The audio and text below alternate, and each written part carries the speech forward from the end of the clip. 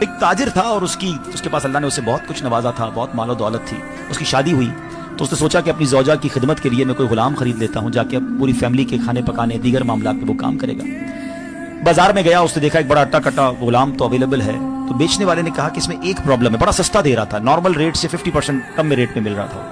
تو اس میں ایک پرابلم ہے، اور وہ پرابلم یہ ہے کہ یہ سال میں ایک بار جھوٹ بولتا ہے. آج کے دور میں تو سارے لوگ جھوٹ بولتے ہیں، میں بھی جھوٹ بول رہا ہوتا ہوں، تو ٹھیک ہے میرا غلام سال میں ایک بار جھوٹ بولے گا. اس نے اس کو پرچیز کر لیا، گھر پہ لایا تو اس نے بڑی کمال کی خدمت کی، کھانا پینا بہت سارے معاملات میں بڑا شاندار اس کا کردار رہا.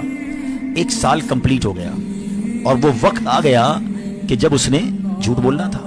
تو اس نے جا کر اسی جو مالکن تھی اس کو جا کر کہا کہ آپ کو معلوم ہے کہ آپ کا شوہر جو ہے وہ آپ کو چھوڑنے والا ہے اور دوسری شادی کرنے والا ہے، کسی اور کے چکر میں ہے، اور آپ کا گھر تو ٹوٹنے والا ہے.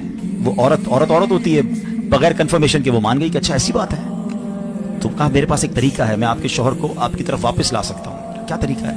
کہا بس آپ اس کی گردن پر داڑھی کے جو بال ہے نا وہ مجھے کچھ کاٹ کے لا دیں، میں بس کچھ پڑھوں گا تو وہ پھر آپ کی طرف آ جائے گا. اور یہ اس طرح ہے، یہ لیجیے اور اس سے جا کے اس کے بال کاٹ لیجیے گا.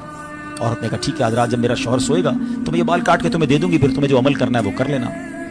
اب شوہر کے پاس گیا، جا کر کہتا ہے صاحب ایک بڑی خبر لایا ہوں آپ کے لیے. کیا خبر ہے؟ کہ دیکھیں آپ کا نمک کھایا ہے، مگر مجھے پتہ چلا ہے کہ آپ کی بیوی کسی اور کے ساتھ اس کا چکر ہے اور آج رات اس نے آپ کو قتل کرنے کا پروگرام بنایا ہے. ایسا کیسے ہو سکتا ہے؟ ہم بڑی محبت سے رہتے ہیں، بڑا پیار ہے ہمارے اندر. کہیں میں آپ کو اندر کی خبر دے رہا ہوں، آپ رات جاگتے رہیے گا، اس کے ہاتھ میں اس طرح ہوگا اور آج رات کو آ کر اس نے آپ کی گردن کاٹ دینی ہے. کہا اچھا ایسی بات ہے، میں رات جاگوں گا. دونوں طرف جھوٹ، دونوں طرف پلاننگ. اور ایسا ہی ہوا کہ رات کو وہ بیوی بیچاری اس طرح لے کر اس لیے گئی کہ اس کی گردن سے کچھ بال اتارنے ہیں. اور جیسے ہی وہ شوہر کے قریب جا کر اس طرح اس نے قریب کیا، شوہر نے جب دیکھا کہ واقعی وہ میرے گردن کے قریب اس طرح لے کر آئی ہے، it means she wants to call me, یہ تو مجھے قتل کرنا چاہتی ہے. اس نے اس طرح لیا اور اپنی بیوی کی گردن کاٹ دی. بیوی دنیا سے چلی گئی، شوہر جیل میں چلا گیا.